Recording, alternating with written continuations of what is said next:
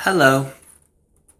Earlier today, Carrie B did a podcast interview, and I myself is going to discuss what the podcast interview was about. Now, this happened at noon Pennsylvania time, 9 o'clock a.m. Arizona time.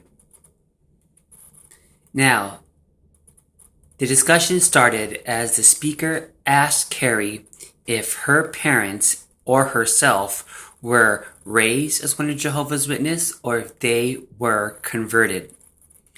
Now, she did say that they were raised as one of Jehovah's Witnesses, but she actually didn't be affiliated with the religion until she was 2 years old. And from that day forward, that's when they all became a Jehovah's Witness. Now, she did say that there was a neighbor where they first heard about the religion.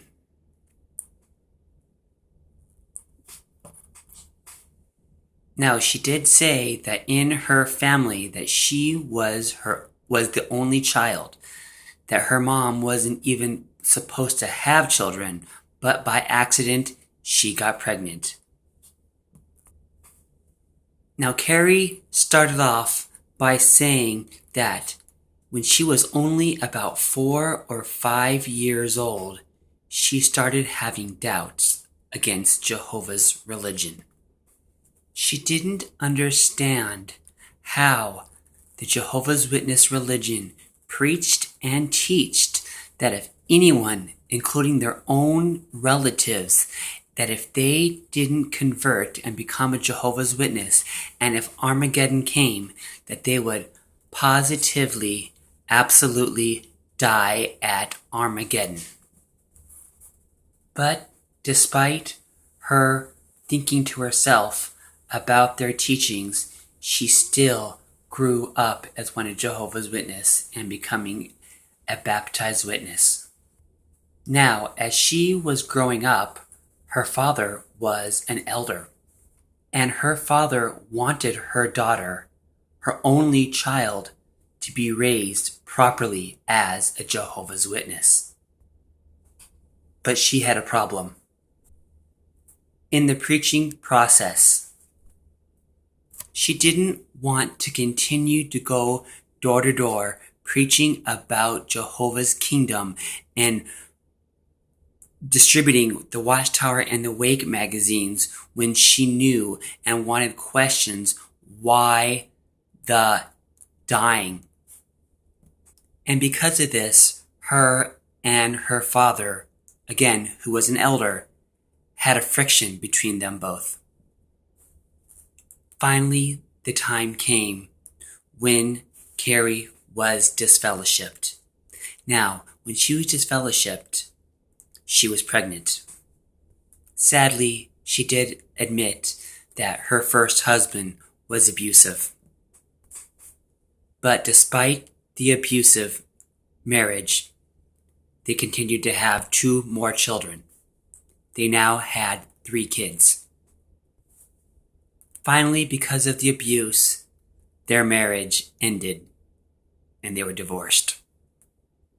Her dad and his mom were both very happy, thinking that now, since the marriage was over and done, that she could now go back as one of Jehovah's Witnesses. But that didn't happen. And they were very sad and depressed. Their parents, or Carrie's parents, then started pressuring her 3 children, especially the oldest one, trying to convince them to become a Jehovah's Witness, as they then outcast their relationship with their daughter. It got so bad that when her parents realized that Carrie was not coming back into the religion, that he felt guilty. His dad felt that he did not raise her properly. And I know that one of the things that Carrie said is that his father wanted to redeem himself and basically dismiss his relationship with his own daughter and even give money to his daughter so he could give the legal rights to their grandchildren. So they, or his father, will raise them properly as one of Jehovah's Witnesses. Now, of course, that never happened. Carrie never gave any of their children away of the legal rights to her parents. And if I recall, Carrie did mention through the pod that her dad was going to give her $30,000 in order he could have the rights of their grandchildren.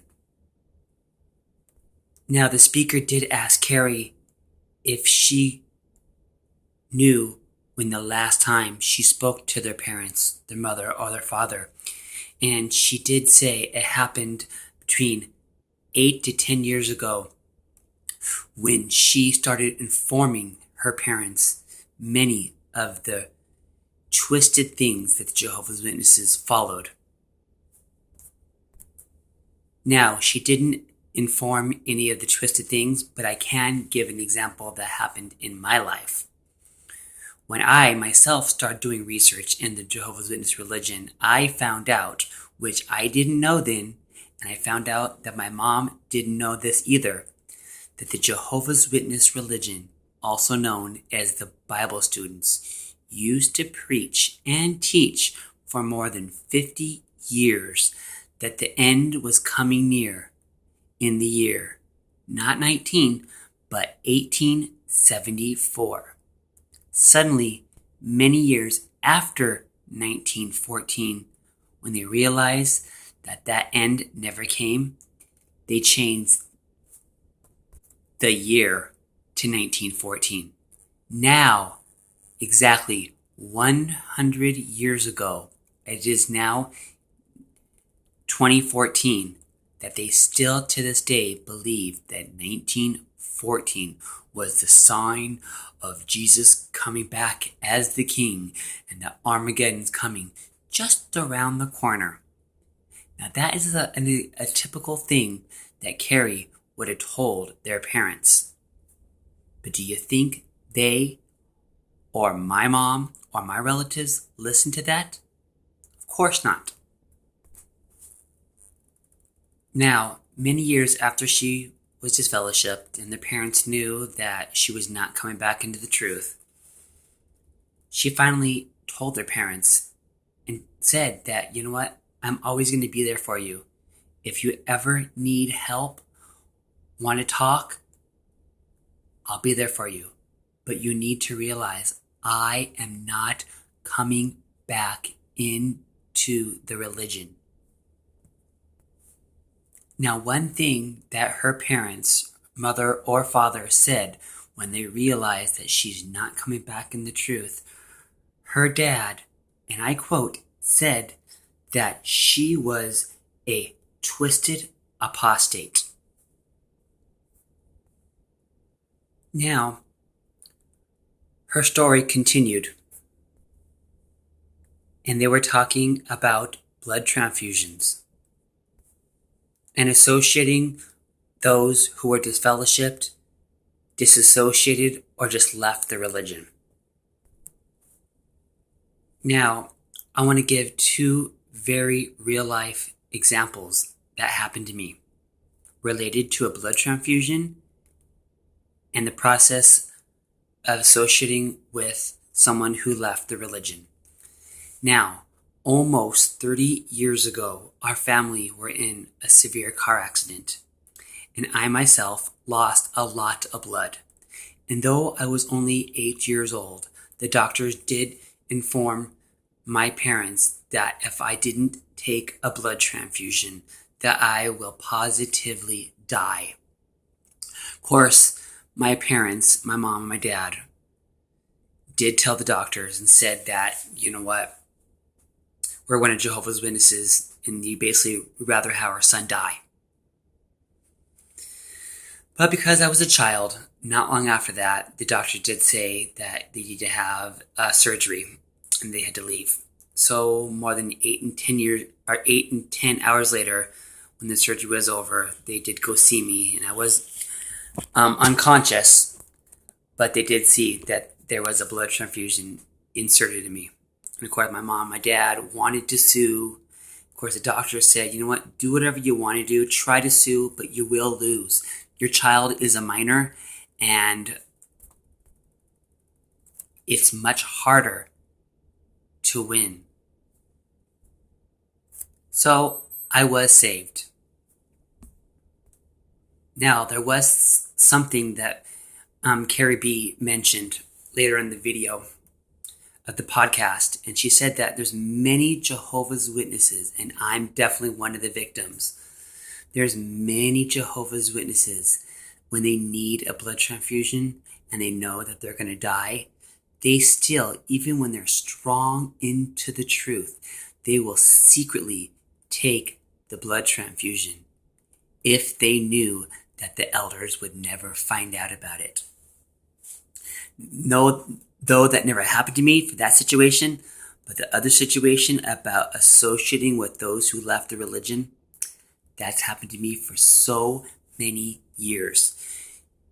You know what? I left as a Jehovah's Witness exactly 10 years ago. I told my mom right to her face that I no longer want to be a Jehovah's Witness. And of course, I did tell her that I was in a new relationship, which we were not married. Of course, she did tell me that likely as a baptized Jehovah's Witness, they're going to disfellowship you for committing fornication. But happily, the elders didn't do anything about it. And my life went on. I never went back to Jehovah's Witness again. And all my relatives on my mom's side completely shunned me. But not my mom, not my brother, and not my real dad. Ask yourself that question. Why did everyone shun you or shun me, but not my parents?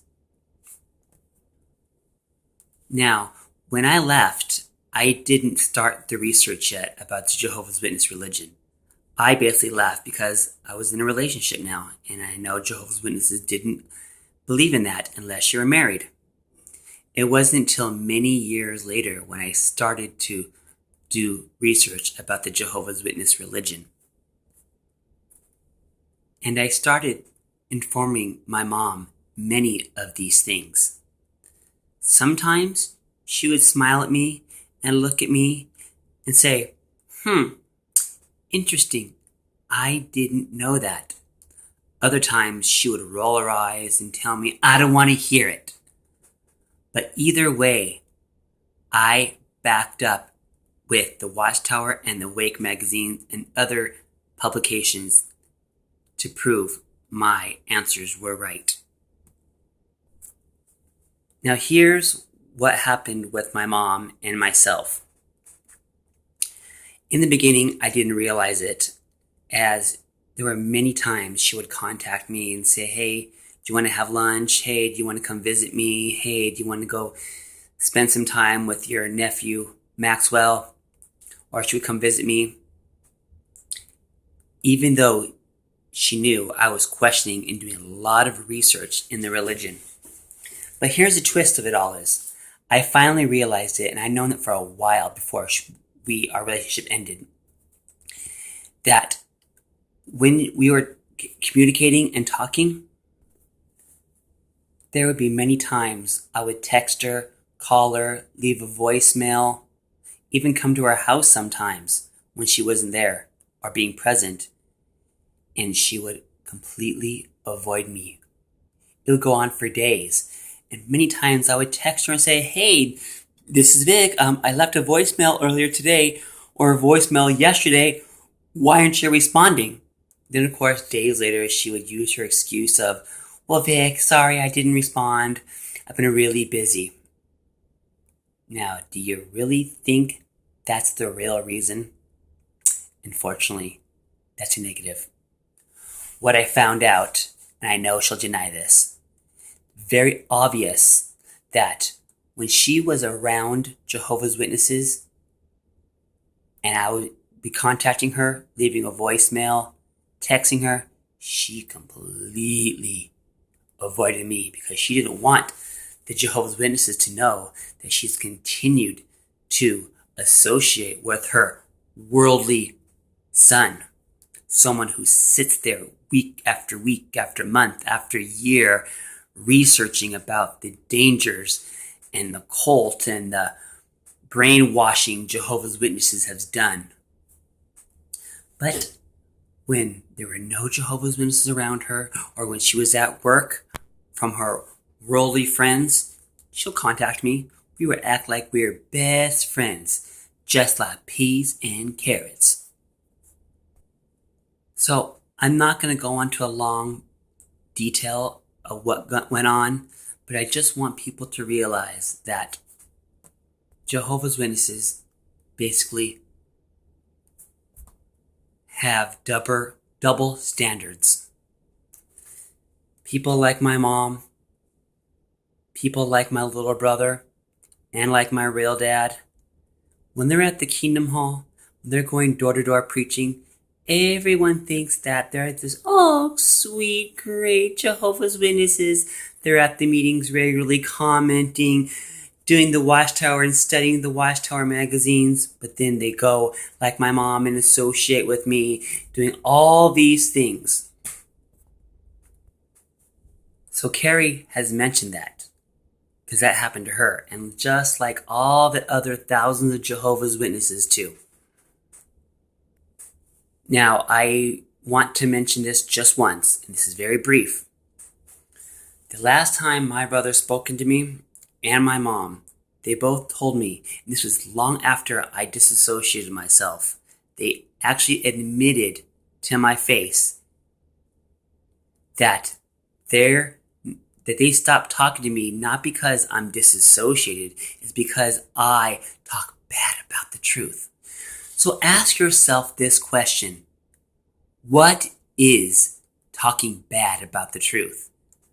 If you told someone that Jehovah's Witnesses die, you son of a bleep, I hope you destroy, you're evil, you're incarnate, you're brainwashing son of a bleep. Now, that is talking bad about the religion. But when you are just telling the facts about the religion, sorry, that's not talking bad. But in Jehovah's Witness religion, that is talking bad. Because they're being brainwashed and being trained by the Jehovah's organization, by the elders and the ministerial servants, that we cannot question their authorities, no matter what it is. So if they used to believe in something and suddenly it changed, you just need to accept it, no questions asked. And like me, and just like Carrie, we want to know the answers, why they do this to people. Why do you shun? My Aunt Claire, I haven't spoken to her now over 10 years straight. Why? You think it's Claire, her personally, doesn't want to speak to me? No, she doesn't. It's the religion that's preaching and teaching her to not associate with me. And we've all said this 800 million times. There is 0 scriptures to back their story up of someone being shunned. And I know the Jehovah's Witnesses talk about that. Well, yes, there is scripture talking about shunning. So let me give you a brief example of this. There's one thing if there's a man named Joe and he'd been in jail, in and out throughout his whole life. He became a registered sex offender. He's a rapist. He does marijuana. He does cocaine. He's an alcoholic. He got AIDS. He has gonorrhea. He has syphilis. He has all these diseases. Yeah, of course, I'm going to say, yeah, don't associate with that. But that is not in my case. And you know what? It's the same thing with my significant other, Jeremy. You know, his parents are Jehovah's Witnesses. They won't speak to him at all. Not because they don't want to. It's because of what the religion teaches them. So what I'm trying to bring a point is, in the early 70s, or the mid 70s, right before I was born, it preached that when it's dealing with family, even if someone's being disfellowshipped, that their relatives' bond is more stronger than the relationship with the elders, and that you don't have to, and they don't want you to follow what the elders tell you. But then suddenly, when it changed in 1981, when I was 4, it's now been changed. That they don't matter if it's your aunt, uncle, niece, grandmother, mother, brother. You have to shun them no matter what. Do you see the difference and the patterns of someone who's a sex offender, a rapist, a killer, a murderer, versus just a relative who no longer want to be Jehovah's Witness? So I just want to say that Carrie did an awesome podcast interview. You know what? I've not done with her story yet. I have it on my Kindle. And today I'm definitely going to be reading it. So in conclusion, I want people to realize that even if you're disfellowshipped, you're disassociated, you're gay, you're straight, you're bisexual, you're even transsexual, well, everyone can live a good life. And though I've never met Carrie personally, as we live more than 3,000 miles apart, she lives somewhere in Pennsylvania, and I live in Arizona, but I know enough that she lives a great life. She's been remarried now. She loves her children. It's said that she has 3 children and that they're the age of 14, 16, and now 22. She even mentioned that her 22-year-old, which I'm guessing is married, has a grandchild. And it's sad that because of the shunning of Carrie, now their parents can't have a relationship with their own grandchildren. So I just want to say, I myself is living a good Christian life. I've never been arrested, never had a DUI. I have a really great job, getting over $19 an hour. I follow a great small Christian church where there's no dress code. They don't care if you come in flip-flops, tennis shoes. They don't follow no Watchtower and the Wake magazines. They don't follow different weird publications other than the New International, also known as NIV Bible. They don't care if you wear a beard, a goatee, if you're a cigarette smoker. They don't even care if you're gay or not, because they know that it's not people, including pastors, priests, and elders even, to judge you. It's only between God. I slowly been writing my autobiography on my laptop computer.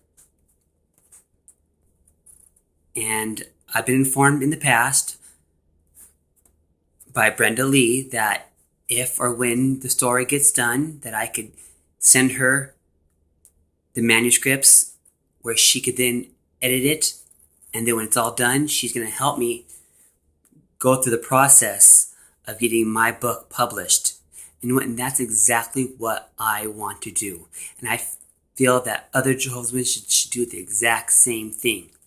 Because you need to realize I'm far from the one and only person being abused by the Jehovah's Witness organization. So Carrie B, I hope I did a good enough of a review. I just want to say I can't wait until I read and finish your book. I will then, of course, give a very good review of your book about Ivy. And I hope another year or so I get my book published. Again, I don't know how I'm going to do it. Of course, I've changed it so many times over the years, and I wanted to write it as autobiography. Do you want to add a little bit of fiction to it? All fiction? I don't know, and I don't care. I just want my story to be out. So, that's my story, and I'm sticking to it. Bye, Carrie.